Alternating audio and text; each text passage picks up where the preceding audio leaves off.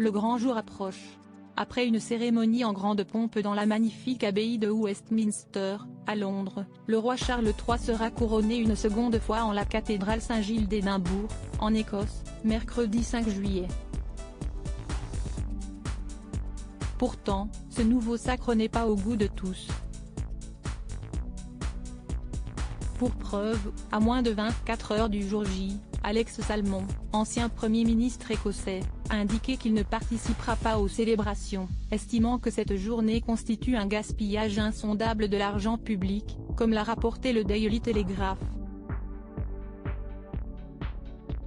Pourtant, il y a quelques années, le prédécesseur de Nicolas Sturgeon et de Humza Yousaf, l'actuel Premier ministre écossais, avait montré son affection pour la couronne britannique.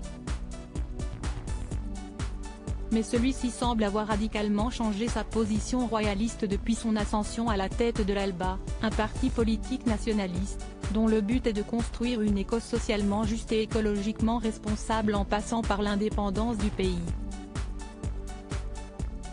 Cette cérémonie n'a pas du tout la bonne direction.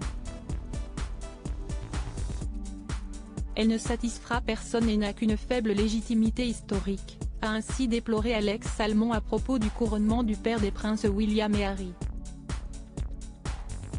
Et de poursuivre, ce n'est vraiment pas le moment de gaspiller de l'argent pour des démonstrations publiques de fidélité à un roi. Il est temps de relancer le débat sur les raisons pour lesquelles l'Écosse doit prendre son avenir en main. Je crois que l'Écosse deviendra un pays indépendant. Supérieur à couronnement Charles III, la famille royale salue la foule depuis le balcon de Buckingham Palace. Sans le prince Harry, un couronnement sous haute tension?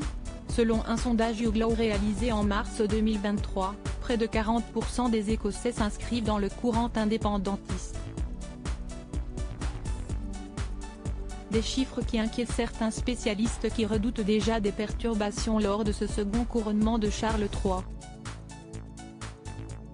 De plus, Our Republic et UK Pressure Group Republic, deux groupes anti-monarchistes, ont prévu d'organiser un rassemblement près du jardin public The Meadows, à Édimbourg, mercredi 5 juillet.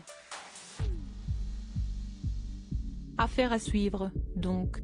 Article écrit en collaboration avec 6 Médias Crédit Photo, agence.